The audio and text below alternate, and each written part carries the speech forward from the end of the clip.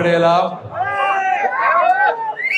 తెలుగు బిడ్డ తలెత్తుకునేలా అక్షరాస్యులందరినీ వెతికి మరీ అసెంబ్లీకి పంపించి రాజకీయ పాఠాలు నేర్పినటువంటి తెలుగు సింహం అన్న నందమూరి తారక రామారావు గారు.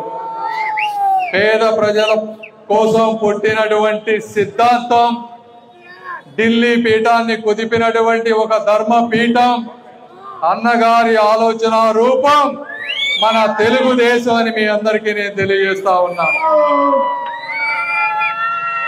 అన్నగారు ఒక్కసారి మీరు చూస్తే విగ్రహాలు అనేది ఒకప్పుడు అభిమానంతో, ప్రేమతో ఆ వ్యక్తులు చేసినటువంటి గొప్ప ఆలోచనలను ప్రతిబింబించే విధంగా విగ్రహాలు పెట్టుకునేటువంటి సంస్కృతి మొదట్లో తయారైంది. అయితే మనకి ఎంత అభిమానం, ప్రేమ ఉన్నా కూడా ఏ విగ్రహం పెట్టినా కూడా ప్రజలకు ఇబ్బంది జరగకూడదు, అదేవిధంగా వారి ఆశయాలు ప్రతిబింబించాలి. ఆ విధంగా ఇప్పటి వరకు నేను చాలా విగ్రహాలు చూస్తూ ఉన్నాను. కానీ ఈ విగ్రహం పెట్టిన తీరు అంటే రోడ్డుకు అడ్డం లేకుండా పక్కన ఒక స్థలంలో అందరికీ కనపడే విధంగా అద్భుతంగా ఈ విగ్రహాన్ని పెంచినటువంటి హనుమంతరావు గారికి, వారి కమిటీ సభ్యులకి అందరికీ కూడా మరొకసారి నేను మనస్ఫూర్తిగా ధన్యవాదాలు తెలుపుతా ఉన్నా. ఈరోజు విగ్రహాలంటే కులాల మధ్య పోరాటం, రాజకీయ పార్టీల మధ్య పోరాటం లాగా తయారైంది. ముఖ్యంగా గుంటూరు ప్రాంతంలో ప్రతి 500-1000 గజాల మధ్యలో ఒక విగ్రహం వెలుస్తా ఉంది. దీనికి అన్ని పార్టీలు కూడా స్వస్తి చెప్పాల్సిన సమయం ఆసన్నమైంది. ఇప్పుడే వస్తా ఉంటే కొన్ని నడి రోడ్డులో విగ్రహాలు వెలుస్తా ఉన్నాయి, ట్రాఫిక్ అడ్డంకి అవుతా ఉంది. నేను ఈరోజు మున్సిపల్ కమిషనర్ గారికి, మేయర్ గారికి కూడా క్లియర్ గా చెప్పాం, ఏ పార్టీ వారైనా సరే దయచేసి ట్రాఫిక్ కి ఇబ్బంది పడే విధంగా విగ్రహాలు పెట్టి వద్దు అని మరొకసారి తెలియజేస్తా ఉన్నా. వ్యక్తిగత ప్రాపర్టీస్ మీ స్థలంలో కానీ మీ వాటిలో మీరు విగ్రహం పెట్టుకోండి, లేదంటే పార్కులు లోపల పెట్టుకోండి, కానీ ప్రజలకు ఇబ్బంది పడే విధంగా విగ్రహాలు పెట్టి వద్దని మరొకసారి తెలియజేస్తా ఉన్నాం. గుంటూరు ప్రజలందరూ కూడా ఈరోజు అభివృద్ధి కాంక్షిస్తా ఉన్నారు. ఇంత ముందు కూడా చెప్పాను నేను, దేవుడు 40 సంవత్సరాల తర్వాత కొత్త రఘురామయ్య గారి తర్వాత మళ్ళీ ఈ రోజున ఈ ప్రాంతానికి ఒక మంత్రిత్వ శాఖ వచ్చింది. ఎవరి గ్రహాలన్నా కానీ వచ్చింది మొట్టమొదటిసారి.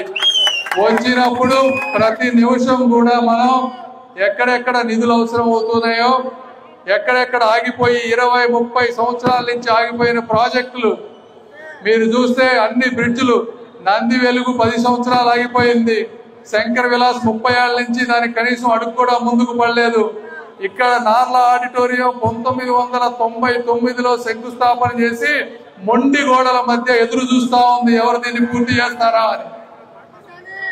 ఈ విధంగా ఎక్కడ పట్టినా రైల్వే గేట్లు, ఇన్నర్ రింగ్ రోడ్లో ట్రావెల్ చేయాలంటే ఒక్కొక్కసారి అర్ధగంట ఆగిపోతా ఉన్నాం. శ్యామలా నగర్ దగ్గర పోతే అక్కడ గేట్లు ఇబ్బంది. జీజీహెచ్కి పోతే పేషెంట్లందరినీ బయట టెస్టులకు రాస్తారు, సిటీ స్కాన్లకు బయట పంపిస్తారు, కొంతమంది డాక్టర్లు టైంకి రారు. ఎక్కడ పట్టినా శానిటేషన్ ప్రాబ్లం, కాలువల్లో నిండా అంతా కూడా ప్లాస్టిక్ చెత్త, రోడ్లన్నీ గుంతలు.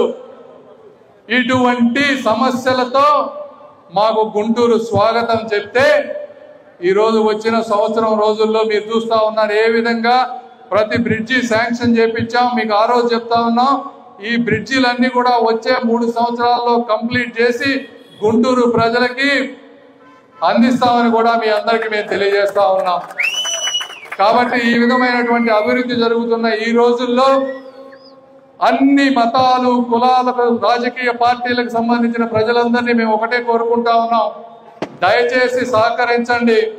రోడ్ల మధ్య దేవాలయాలు కానీ, చర్చిలు కానీ, మసీదులు కానీ ఉంటే మీరు అందరూ కూర్చొని మీకు కావాల్సిన వేరే ప్రాంతాలకు తరలించి వాటిని రోడ్డు రవాణాలో కలపాలని మీ అందరినీ నేను కోరుకుంటా ఉన్నా.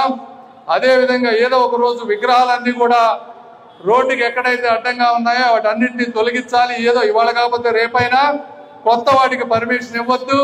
ఎవరన్నా పర్మిషన్ ఇచ్చినా కూడా ప్రజలు కూడా మా ప్రభుత్వాన్ని కూడా క్వశ్చన్ చేయండి అని కూడా మీ అందరికి నేను తెలియజేస్తా ఉన్నా. అదేవిధంగా తెలుగుదేశం పార్టీ కార్యకర్తలు వీళ్ళందరూ కూడా అందరూ అన్నగారు తెలుగుదేశం పార్టీ పెట్టినప్పుడు ఒక సిద్ధాంతాల ప్రకారం పెట్టారు. మన కార్యకర్తలు కూడా సమాజం మెచ్చుకునే విధంగా ఉండాలి అని చెప్పారు. మనం కూడా రూల్స్ ఏదో కొంతమంది ఏంటంటే వైఎస్ఆర్సీపీ పార్టీ వచ్చినప్పుడు నేను ఈ ప్రాంతంలో క్యాంపెయిన్కి వచ్చినప్పుడు ఎట్లా పడితే అట్లా ఫ్లెక్సీలు కట్టేసేవాళ్ళు. విడుదల రజనీ గారు రోడ్డు మధ్యలో పెద్ద పెద్ద అన్ని సర్కిల్లో పెట్టారు. మేమేమో మున్సిపాలిటీకి ట్యాక్స్ కట్టి బిల్ బోర్డులు ఎక్కడ ఉన్నాయో ఆ బిల్ బోర్డులో తప్పించి ఒక్క దగ్గర కూడా ఎక్స్ట్రా వేయలేదు. ఆ విధమైన సిద్ధాంతాలు ఫాలో అయ్యాం మేము. నేను మీ అందరినీ కోరుకునేదంటే మీరు కూడా ఎక్కడ పడితే అక్కడ ఫ్లెక్సీలు చెట్లకు కానీ ఇంకో దానికి కట్టవద్దు. దయచేసి వీళ్ళు ఫ్లెక్సీలు కోరుకునే నాయకులు ఎవరు ఇక్కడ లేరు అని మీ అందరికి నేను తెలియజేస్తా ఉన్నా. మీ అభిమానం మాకు అర్థమవుతుంది, మేము చేసేది కూడా మీకు తెలుస్తుంది. కాబట్టి ప్రత్యేక అభిమానం మాకేమీ అక్కర్లేదు. దయచేసి ఈ ప్రాంతాన్ని అత్యంత సుందరమైన ప్రాంతంగా దేశంలో నంబర్ 1 పార్లమెంట్ గా చేయాలనే లక్ష్యంతో మేము వర్క్ చేస్తా ఉన్నాం. దానికి మీ అందరి సహకారం అందిస్తే అదే మాకు మీరు ఇచ్చే అభిమానాన్ని మీ అందరికీ తెలియజేసుకుంటూ మరొకసారి మీ ఆదర అభిమానాలకి మనస్ఫూర్తిగా కృతజ్ఞతలు తెలుపుకుంటూ ఈ అవకాశాన్ని ఇచ్చిన మీ అందరికీ కూడా ధన్యవాదాలు. జై హింద్, జై తెలుగుదేశం. Thank you.